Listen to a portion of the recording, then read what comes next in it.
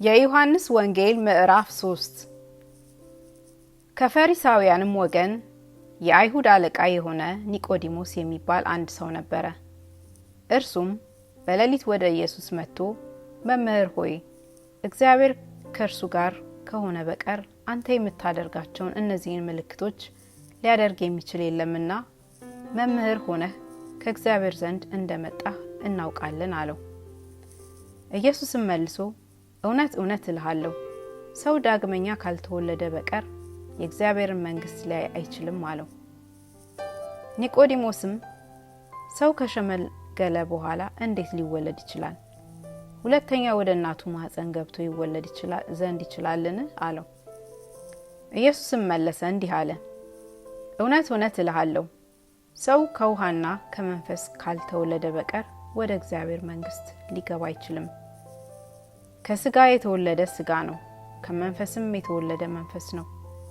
ዳግመኛ ልትወለዱ ያስፈልጋችኋል ስላልሁ አታድንቅ።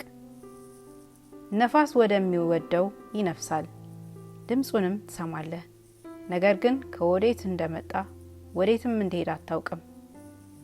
ከመንፈስ የተወለደ ሁሉ እንዲሁ ነው። ኒቆዲሞስ መልሶ ይህ እንዴት ሊሆን ይችላል? አለው። ኢየሱስም መልሶ እንዲህ አለው፣ አንተ የእስራኤል መምህር ስትሆን ይህን አታውቅምን? እውነት እውነት እልሃለሁ የምናውቀውን እንናገራለን፣ ያየነውንም እንመሰክራለን፣ ምስክራችንንም አትቀበሉትም።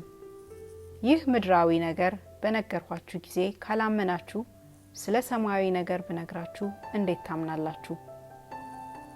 ከሰማይም ከወረደ በቀር ወደ ሰማይ የወጣ ማንም የለም፣ እርሱም በሰማይ የሚኖረው የሰው ልጅ ነው።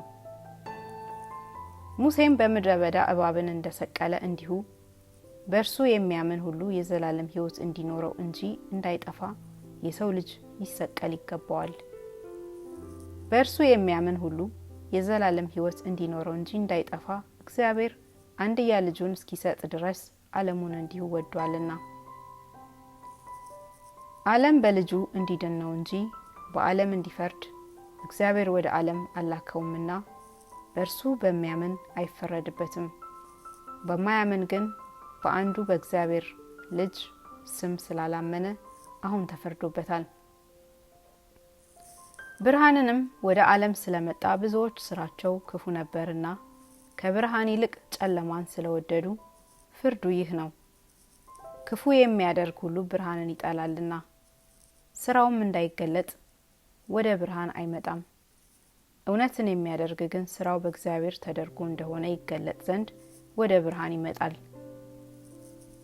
ከዚህ በኋላ ኢየሱስ ከደቀ መዛሙርቱ ጋር ወደ ይሁዳ አገር መጣ። በዚያም ከነርሱ ጋር ተቀምጦ ያጠምቅ ነበር። ዮሐንስም ደግሞ በሳሌም አቅራቢያ በሄኖህ በዚያ ብዙ ውሃ ነበርና ያጠምቅ ነበር።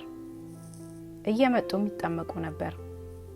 ዮሐንስ ገና ወደ ወህኒ አልተጨመረም ነበርና። ስለዚህም በዮሐንስ ደቀ መዛሙርትና በአይሁድ መካከል ስለ ማንጻት ክርክር ሆነ። ወደ ዮሐንስም መጥተው መምህር ሆይ በዮርዳኖስ ማዶ ካንተ ጋር የነበረው አንተም የመሰከርህለት እነሆ እርሱ ያጠምቃል፣ ሁሉም ወደ እርሱ ይመጣሉ አሉት። ዮሐንስ መለሰ እንዲህ ሲል፣ ከሰማይ ካልተሰጠው ሰው አንዳች ሊቀበል አይችልም። እናንተ እኔ ክርስቶስ አይደለሁም፣ ነገር ግን ከእርሱ በፊት ተልኬአለሁ እንዳልሁ ራሳችሁ ትመሰክሩልኛላችሁ። ሙሽራይቱ ያለችው እርሱ ሙሽራ ነው። ቆሞ የሚሰማው ሚዜ ግን በሙሽራው ድምፅ እጅግ ደስ ይለዋል።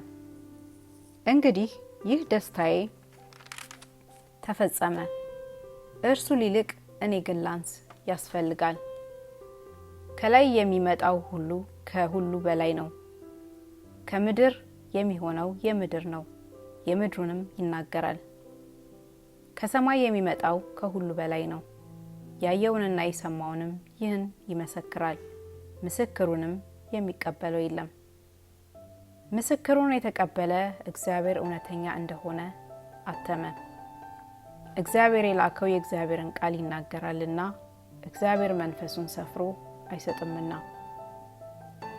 አባት ልጁን ይወዳል፣ ሁሉንም በእጁ ሰጥቶታል። በልጁ የሚያምን የዘላለም ሕይወት አለው።